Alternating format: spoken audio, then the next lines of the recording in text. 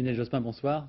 Bonsoir. On va revenir sur les déclarations des uns et des autres, mais il y a un an, on disait Lionel Jospin est pratiquement prêt à abandonner la politique. Aujourd'hui, vous êtes candidat. Pourquoi maintenant? J'ai eu le sentiment qu'il y avait le risque qu'un vide s'installe à gauche après la non-candidature de Jacques Delors, l'espérance qu'avait soulevée sa candidature ou l'attente de sa candidature, et ce qui s'est produit ensuite. Et puis, beaucoup de socialistes, d'hommes et de femmes de gauche, ont constaté que tous les 2 ou 3 jours, c'était une série de non-candidatures qui se produisaient. Et il m'a donc semblé qu'il était nécessaire de dire, de façon plus positive, écoutez, moi, je suis prêt, si les socialistes le souhaitent, à être leur candidat à l'élection présidentielle, à être un candidat plus large même, si c'est possible. Et je pense qu'en faisant cela, j'ai redonné une dynamique positive. Oui, cela dit, certains dirigeants du Parti socialiste, on vient de l'entendre, laissent à entendre que vous seriez un candidat de division. Les déclarations des amis de Laurent Fabius et même d'Henri Emmanuelli ne vous accueillent pas très spontanément ni favorablement. Même la candidature d'un homme comme Jacques Delors, qui s'imposait très fortement, provoquait quelques critiques. Donc il n'y a pas, je crois, de candidature à la candidature au sein des socialistes qui puisse d'emblée opérer un rassemblement de tous. Je voudrais attirer votre attention sur le fait qu'on ne peut pas désigner un candidat dans une grande formation politique par une espèce de décantation négative. Et au bout du compte, on constate, les retraits s'additionnant, que c'est celui-ci ou celle-là qui apparaît. Quand un candidat a quelque chose à dire aux Françaises et aux Français, quand il a un projet, il faut qu'il fasse une démarche volontaire. C'est ce que j'ai fait et je pense que ça éclaire le jeu. Et ça provoque maintenant une discussion, un débat au sein du Parti socialiste qui, au fond, se saisit de cette candidature et ça polarise de façon positive. Mais vous pensez que les autres vont vous laisser passer en force, en quelque sorte? Parce qu'hier, Henri Emmanuelli, lors d'une discussion très très dure au Bureau national, vous a accusé de mépriser les militants, de les bousculer, de ne pas tenir compte des règles du jeu socialiste. Non, il n'y a pas eu du tout de discussion très dure au Bureau exécutif national, et Henri Emmanuelli est trop respectueux de chacun d'entre nous pour s'être exprimé ainsi. Pas du tout. Il y a un calendrier, je m'inscris dans ce calendrier. Donc vous l'avez bousculé un petit peu. Oui. Mais j'ai appris le calendrier au moment où je disais que je pensais qu'il était nécessaire pour le Parti socialiste d'apparaître sur la scène politique dans la problématique présidentielle. Donc je l'ai fait, mais je m'inscris dans ce calendrier, et en tout état de cause, ce sont les socialistes qui vont s'exprimer. Déjà, ces élus, ces secrétaires fédéraux, un certain nombre de personnalités disent leurs sentiments. Au fond, si vous voulez, quand on n'a pas un François Mitterrand, avec la légitimité historique qui était la sienne quand il fut candidat, ou un Jacques Delors, un peu de légitimité démocratique, c'est-à-dire les militants du Parti socialiste qui ont l'impression que c'est eux qui vont choisir, c'est pas si mal. Précisément, vous en avez parlé au président de la République de cette initiative? Oui, vous le savez, je lui en ai parlé, ainsi qu'au premier secrétaire du Parti socialiste il y a une quinzaine de jours. Et il vous a encouragé? Il a examiné avec moi les noms dont on parlait à ce moment-là, ça s'est encore un peu restreint depuis, et à ce moment-là, aucun de ceux, y compris moi, qui pouvaient être candidats ne lui posait problème. Il les considérait tous finalement comme des amis. Lionel Jospin, sur le plan du programme et des idées, est-ce que vous vous considérez aujourd'hui comme le remplaçant en quelque sorte de Jacques Delors qui a préféré ne pas être candidat? C'est une question, comme l'héritier. Oui, c'est une question importante parce que n'est pas Jacques Delors qui veut. Il a constitué sa personnalité à travers une histoire, à travers des fonctions, à travers un style.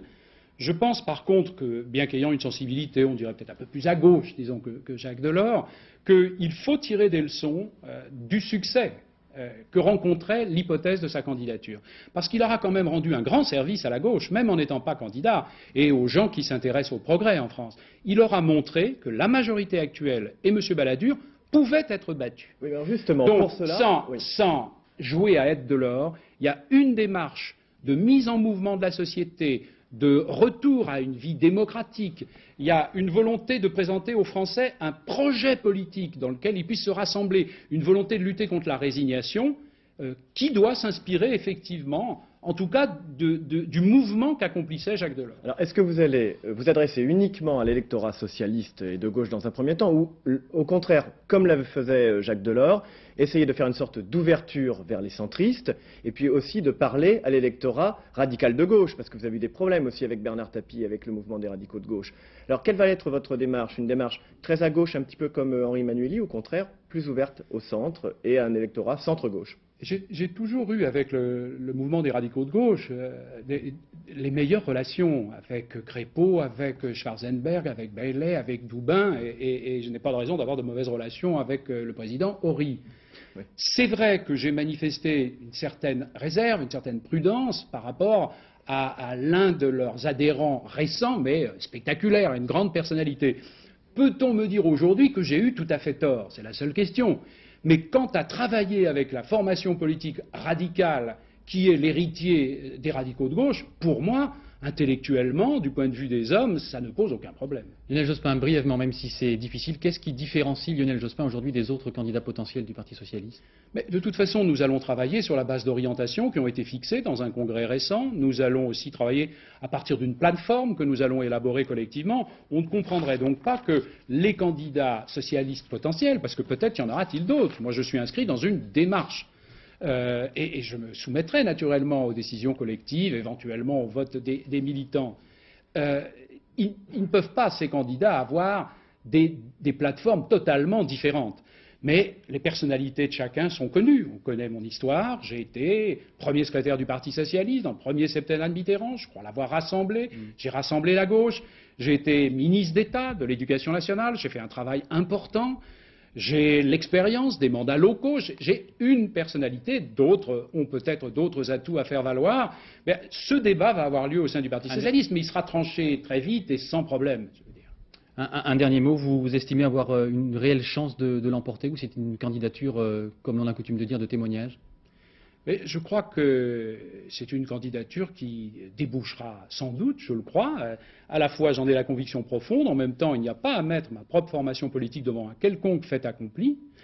Mais ce que je pense surtout, c'est qu'il y a deux objectifs qu'il faut se fixer. Le premier, c'est qu'il y a des millions d'hommes et de femmes de gauche qui vont se sentir et qui doivent se sentir représentés, incarnés, défendus et même, surtout, mobilisés. Et puis, d'autre part, il y a à dire aux Français que nous pouvons, et peut-être pourrais-je, que nous pouvons donner des réponses à un certain nombre de problèmes auxquels la droite n'apportera pas de réponse, que ce soit sur le terrain du chômage, de l'exclusion, du fonctionnement de la vie publique, de la politique européenne où elle est très divisée. Alors, c'est tout ça qu'il va falloir faire passer. Merci le moment venu. Merci beaucoup Lionel Jospin d'avoir été notre invité. Dans un sondage de la Sofres pour le Figaro Magazine,